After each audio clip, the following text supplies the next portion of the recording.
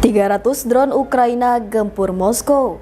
Rusia balas dengan serangan terbesar sejak 2022. Putin menggila. Rusia serang balik Ukraina setelah hujan 1.400 drone. Trump bereaksi keras. Australia rebut pelabuhan dari Cina. Beijing, ini tak etis. Putin ancam perusahaan barat.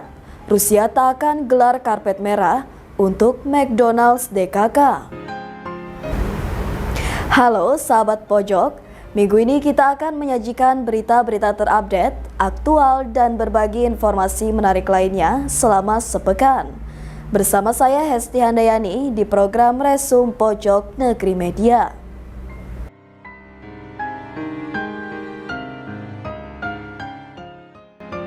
Dunia sedang menyaksikan eskalasi paling menegangkan dalam konflik Ukraina-Rusia. Ukraina meluncurkan sekitar 300 drone ke wilayah Rusia, termasuk ke ibu kota Moskow. Dan sebagai balasannya, Rusia melancarkan serangan pesawat nirawak terbesar sejak invasi dimulai pada 2022. Apakah ini pertanda Perang Dunia III semakin dekat? Berikut informasi selengkapnya. Dunia sedang menyaksikan eskalasi paling menegangkan dalam konflik Ukraina-Rusia. Ukraina meluncurkan sekitar 300 drone ke wilayah Rusia, termasuk ke ibu kota Moskow. Dan sebagai balasannya, Rusia melancarkan serangan pesawat nirawak terbesar sejak invasi dimulai pada 2022. Apakah ini pertanda Perang Dunia III semakin dekat? Pada Rabu 28 Mei 2025, Ukraina melakukan langkah yang sangat berani, meluncurkan hampir 300 drone ke wilayah Rusia secara serentak. Target utamanya Moskow. Kementerian Pertahanan Rusia menyatakan bahwa sistem pertahanan udara mereka berhasil menghancurkan atau mencegat 296 drone udara Ukraina, mencegah kerusakan besar tapi memicu kepanikan di 3 bandara utama Moskow, Sheremetyevo, Vnukovo, dan Zhukovsky. Serangan seperti ini ke jantung Rusia sangat jarang terjadi karena jaraknya ratusan kilometer dari perbatasan Ukraina. Tak hanya Moskow, serangan drone juga menghantam wilayah Bryansk dengan 59 drone, Kursk, Belgorod, Tula, Oryol, dan Kaluga. Ini menandai gelombang serangan udara terbesar yang pernah dilancarkan Ukraina secara langsung ke wilayah Rusia. Kejadian ini tentu menciptakan ketegangan luar biasa, bukan hanya militer, tapi juga politik dan sosial di dalam Rusia sendiri. Sebagai balasan, Rusia meluncurkan lebih dari 900 drone dalam 3 hari, dimulai sejak minggu lalu. Serangan ini disebut sebagai serangan pesawat nirawak paling intens yang pernah dilakukan Rusia sejak awal invasi 2022. 13 warga sipil Ukraina tewas dalam serangan hari Minggu, termasuk 3 anak-anak. Kerusakan besar juga dilaporkan di infrastruktur sipil termasuk fasilitas energi. Kenapa Ukraina mengambil resiko besar menyerang Moskow langsung? Ada beberapa kemungkinan. 1. Membalas serangan brutal Rusia selama 3 hari terakhir yang menewaskan warga sipil. 2. Mengirim pesan keras ke Rusia bahwa Ukraina tidak akan lagi hanya bertahan, tapi juga akan menyerang ke pusat kekuatan Rusia. 3. Menekan Rusia secara politik dan diplomatik, terutama menjelang diskusi internasional soal perdamaian. Namun tentu saja langkah ini beresiko besar karena bisa memicu eskalasi militer yang lebih parah dari Moskow. Kedua negara kini bertarung bukan hanya dengan pasukan darat, tetapi dalam perang drone dan sistem pertahanan udara. Ukraina terus berinovasi dalam produksi drone jarak jauh, sementara Rusia meningkatkan sistem pertahanan seperti Pantsir S dan S-400, menyempurnakan radar dan sistem elektronik anti-drone. Ini menjadi perang asimetris modern di mana teknologi menentukan keunggulan strategi. Dengan serangan ke Moskow dan balasan ke Ukraina, seluruh dunia kini cemas. Banyak analis menyebut bahwa konflik ini beresiko meluas secara internasional, apalagi jika terjadi serangan ke fasilitas NATO atau Sekutu Barat, kesalahan perhitungan antara sistem pertahanan udara, atau aksi saling balas yang tak terkendali. Apakah Ukraina mulai mengubah strategi dari defensif menjadi ofensif?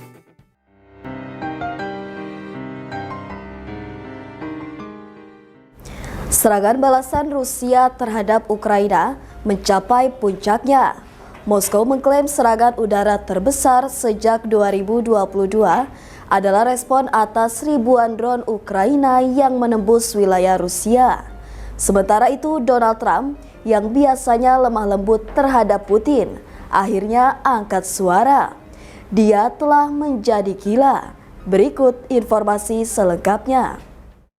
Serangan balasan Rusia terhadap Ukraina mencapai puncaknya.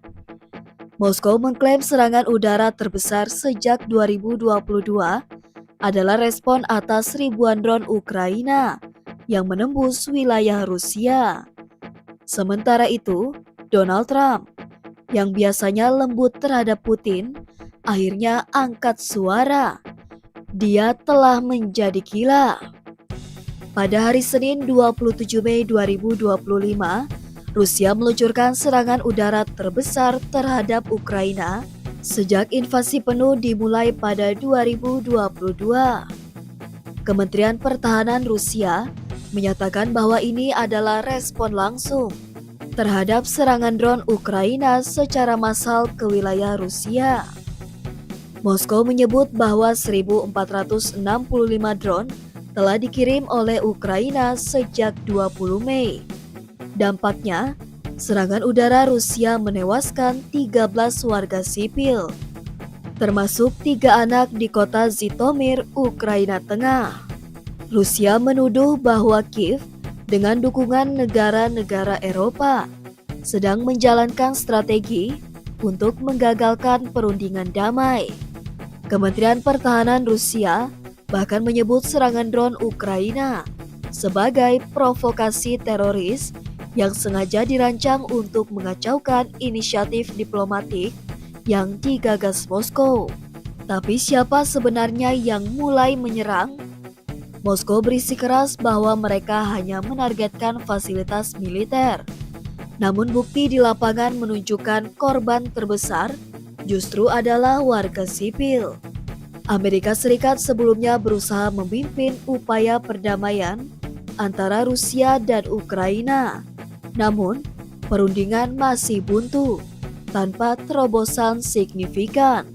Hal ini membuat Presiden AS Donald Trump yang sedang kampanye untuk masa jabatan kedua menunjukkan frustasi. Setelah serangan besar Rusia ke Ukraina, Trump membuat pernyataan keras terhadap Putin. Dalam sebuah unggahan di platform pribadinya, Truth Social, Trump menulis, "Saya selalu memiliki hubungan yang sangat baik dengan Vladimir Putin dari Rusia. Tetapi sesuatu telah terjadi padanya. Dia benar-benar menjadi gila." Trump juga menambahkan bahwa ia yakin sejak awal Putin menginginkan seluruh Ukraina, bukan hanya sebagian, dan memperingatkan bahwa jika hal ini terus berlanjut, bisa menyebabkan kehancuran Rusia itu sendiri. Pernyataan ini mengejutkan banyak pihak karena selama ini Trump dikenal enggan mengkritik keras Putin secara langsung. Sementara retorika membara dari kedua belah pihak terus memanas, perang di lapangan semakin brutal. Kedua negara kini saling membalas. Ukraina menggunakan drone dalam skala masif, menyasar wilayah sipil dan militer di dalam Rusia. Rusia membalas dengan rudal dan serangan udara terkoordinasi, menargetkan berbagai kota Ukraina. Dan kini, perundingan damai pun berada di ambang kehancuran total. Dengan meningkatnya provokasi, banyak pihak khawatir bahwa konflik bisa meluas keluar Ukraina dan Rusia. Apalagi ketika Rusia menuduh negara-negara Eropa ikut mendorong Ukraina ke arah konfrontasi. Jika benar serangan drone Ukraina didukung dari luar, resiko eskalasi dengan NATO bisa menjadi kenyataan. Perdamaian saat ini terlihat jauh dari jangkauan. Kedua pihak saling menyalahkan, warga sipil terus jadi korban. Apakah konflik ini akan berakhir di meja perundingan? Atau justru dunia akan menyaksikan babak baru, perang yang lebih luas dan lebih mematikan? 1.465 drone, 13 korban jiwa, 1 tuduhan kegilaan. Dunia kini menyaksikan konfrontasi dua negara yang tak kunjung padam.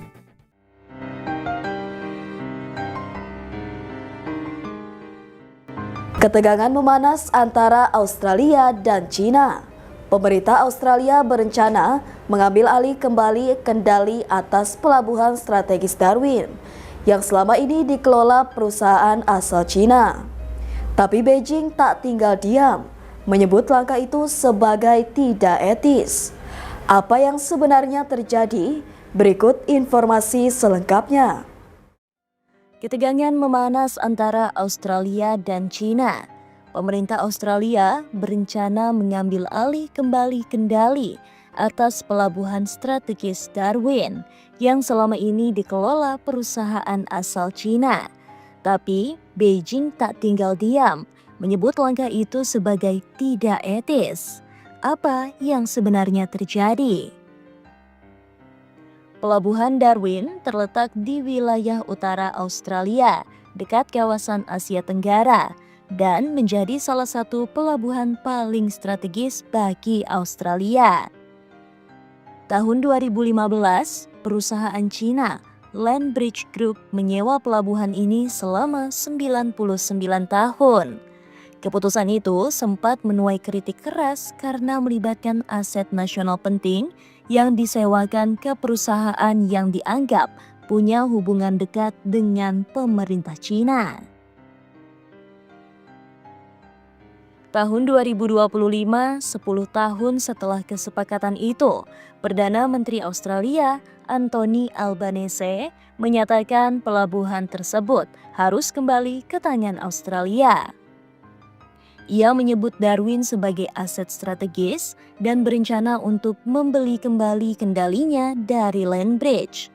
Langkah ini muncul di tengah kekhawatiran akan keamanan nasional dan meningkatnya ketegangan dengan Beijing. Duta Besar Cina untuk Australia, Xiao Qian, mengecam rencana tersebut. Ia menyebut tindakan Canberra sebagai langkah yang dipertanyakan secara etika. Menurutnya, tidak adil bagi Australia untuk menyewakan pelabuhan ketika belum menguntungkan, lalu mencabut kembali kontrak saat pelabuhan tersebut mulai menghasilkan. Hubungan Cina-Australia memang tidak dalam kondisi baik. Australia pernah menuntut penyelidikan COVID-19 yang memicu boikot dagang dari Cina, sengketa di Laut Cina Selatan, dan kekhawatiran akan intervensi ekonomi dan politik Cina di dalam negeri Australia. Kini kasus pelabuhan Darwin jadi simbol baru ketegangan geopolitik kedua negara. Pelabuhan Darwin bukan pelabuhan biasa. Disinilah marinir Amerika Serikat ditempatkan sebagai bagian dari kerjasama pertahanan dengan Australia. Bahkan saat kesepakatan sewa dengan Land Bridge terjadi pada 2015, Presiden Obama dikabarkan tidak diberitahu sebelumnya dan menyampaikan keluhannya secara langsung ke Canberra. Kini, di tengah konflik Amerika Serikat-Cina, pelabuhan ini menjadi titik krusial dalam geopolitik Indo-Pasifik. Langkah Australia memang menimbulkan pertanyaan. Secara hukum, apakah pemerintah berhak membatalkan kontrak sewa sah? Secara etika, apakah wajar membatalkan kontrak setelah pelabuhan menunjukkan potensi keuntungan besar? China melihat ini sebagai politik proteksionisme terselubung, sementara Australia menilai ini sebagai langkah mempertahankan kedaulatan nasional. Kasus Pelabuhan Darwin adalah lebih dari sekedar kontrak bisnis. Ini adalah pertarungan kepentingan ekonomi, militer, dan pengaruh global antara Barat dan Cina. Apakah Australia benar mengambil keputusan yang tepat, atau ini akan memperburuk hubungan dengan mitra dagang terbesarnya?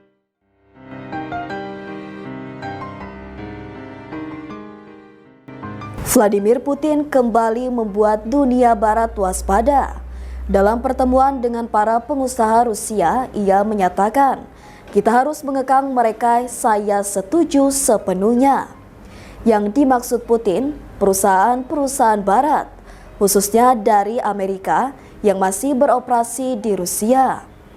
Apa maksud dari ancaman ini dan apa dampaknya bagi hubungan ekonomi global? Berikut informasi selengkapnya. Vladimir Putin kembali membuat dunia barat waspada. Dalam pertemuan dengan para pengusaha Rusia, ia menyatakan, "Kita harus mengekang mereka, saya setuju sepenuhnya."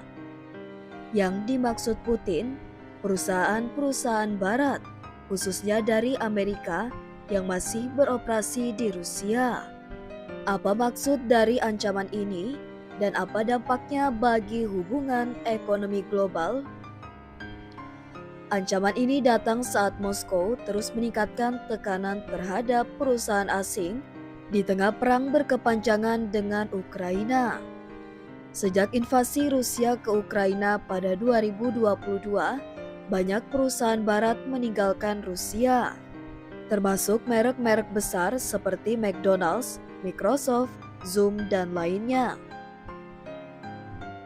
Putin menuduh perusahaan-perusahaan ini berusaha mengekang Rusia, padahal sebelumnya diberikan kondisi paling menguntungkan untuk bisnis.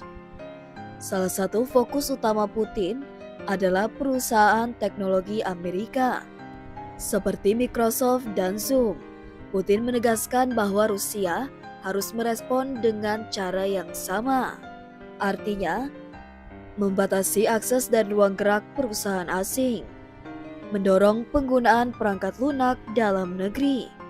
Ini merupakan bagian dari strategi kedaulatan digital Rusia di tengah isolasi ekonomi akibat sanksi. Menariknya, menurut pejabat Rusia, ada sejumlah perusahaan barat yang ingin kembali. Kirill Dmitriev, Kepala Dana Kekayaan Negara Rusia, mengatakan, "Kami menerima banyak permintaan dari perusahaan-perusahaan AS yang ingin kembali." Tapi Putin menegaskan, mereka seperti McDonald's pergi dan meninggalkan kekacauan. Sekarang jika mereka mau kembali, apakah kita harus menggelar karpet merah? Tidak, tentu saja tidak. Ini sinyal bahwa Rusia tidak akan mudah memaafkan pengkhianatan bisnis. Bagi perusahaan yang ingin keluar dari pasar Rusia, syaratnya sangat ketat. Banyak dari mereka harus menjual aset dengan harga diskon besar, seringkali ke manajemen lokal atau entitas pemerintah. Tapi ada celah.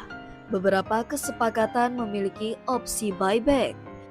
Artinya, perusahaan bisa membeli kembali asetnya di masa depan jika kondisi membaik.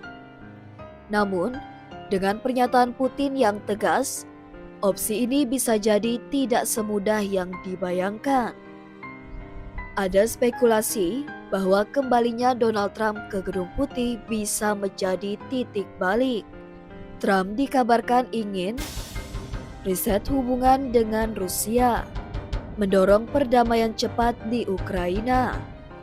Jika itu terjadi, perusahaan-perusahaan AS mungkin tergoda untuk kembali ke pasar Rusia. Tapi, apakah Rusia siap menerima mereka kembali? Atau justru akan membalas dendam ekonomi? Apa arti semua ini secara global? Dunia sedang menuju fase baru deglobalisasi selektif, di mana negara seperti Rusia ingin membangun ekonomi tertutup dan mandiri.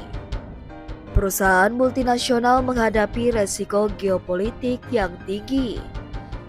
Dan bagi negara-negara netral atau Global South, ini membuka peluang untuk mengisi kekosongan yang ditinggalkan Barat. Apakah ini langkah strategis Putin untuk memperkuat ekonomi dalam negeri? Atau justru bumerang yang membuat Rusia semakin terisolasi? Itu tadi berita terhangat selama sepekan ini. Nantikan berita lainnya di web kami di pojoknegeri.com dan di channel YouTube Pojok Negeri Media. Jangan lupa untuk komen, like, dan subscribe channel kami. Kami undur diri, sampai jumpa di Resum pekan depan.